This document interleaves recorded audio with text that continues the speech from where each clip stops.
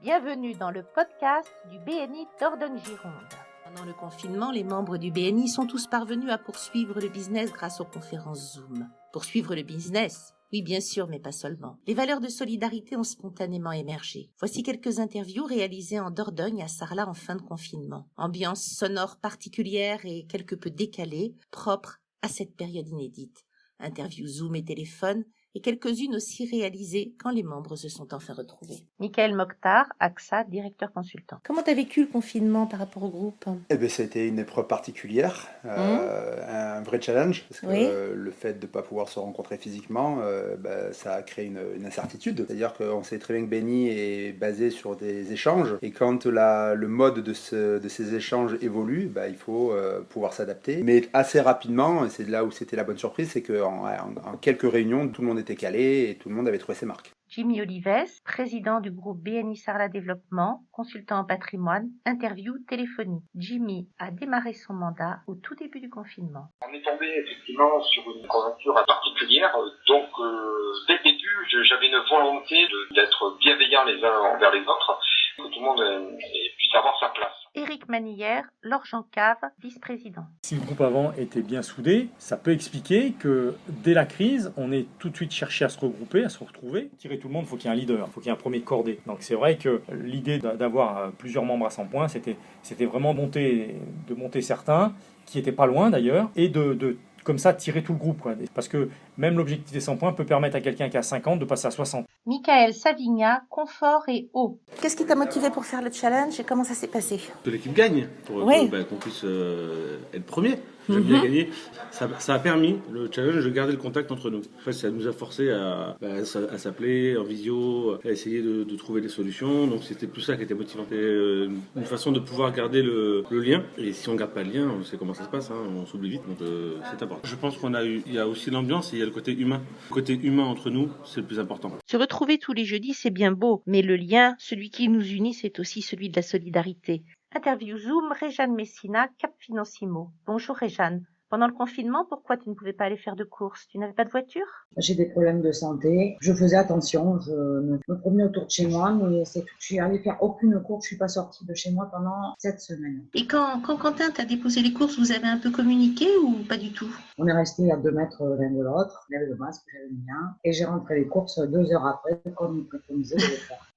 Quentin Lavergne, Quentin Informatique, à Siorac en Périgord. On parle des valeurs humaines, on parle de la solidarité, on parle de tout de tout l'engagement que tu as eu vis-à-vis des uns et des autres. Par rapport au BNI, j'ai essayé de m'impliquer, prendre des nouvelles de chacun.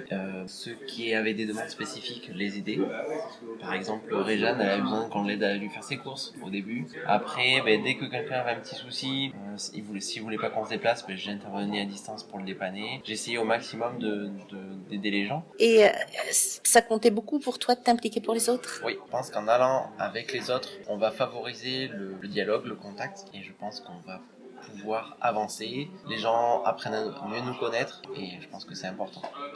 Et en plus du confinement, il fallait pour les PME et les TPE parvenir à s'en sortir dans cet imbroglio de mesures administratives qui changeaient chaque semaine. Les membres s'en sont sortis grâce à 3 spécialistes. Stéphane Boyer, Fiducial Expertise. Interview Zoom. L'expertise que j'ai pu apporter, donc déjà elle est issue de mon groupe Fiducial Expertise qui, grâce à la direction technique professionnelle que nous avons, a pu avoir les informations directement en provenance des divers ministères en temps réel quasiment. Dans la même semaine, on pouvait avoir 2-3 versions différentes, ce qui était quand même assez gênant pour ceux qui demandaient justement les informations, quoi. Nicolas Macré, entreprise ETM. Qu'est-ce que tu as fait pour aider les entreprises ? Je suis aussi administrateur à la Chambre des métiers et donc je suis intervenu pour la remise en route des entreprises pour pouvoir mettre en place les mesures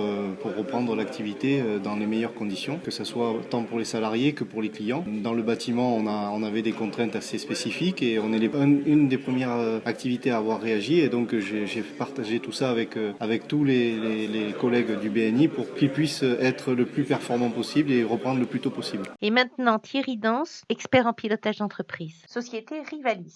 Moi, ça me tient à cœur d'aider les gens qui veulent avancer. Et on s'est consulté avec effectivement Stéphane Boyer, Nicolas Macré, pour profiter de 10 minutes pour expliquer vraiment les bonnes pratiques à tous les membres de notre groupe pour, comment surmonter la crise et surtout mieux rebondir après. Frédéric Bérubé, Iriscope, nouveau membre. Tu nous as rejoints pendant le confinement. Oui. Et qu'est-ce qui t'a motivé ? Le côté échange entre professionnels et essayer de trouver de nouveaux contacts et aussi apporter. Mais le fait que ce soit en ligne, donc, ça ne t'a pas rebuté ? On faisait tellement de réunions en ligne à ce moment-là que ça ne m'a pas rebuté. Et nous laissons la conclusion à Michael Mokhtar, directeur consultant. Clairement, on a eu un flux assez important de membres présents à toutes les réunions. Et en gardant le contact avec, pendant 2 mois et demi, 3 mois avec ses co-membres, c'était plus facile pour repartir plein pot sur le business qu'en coupant les ponts pendant 3 mois et en voyant personne.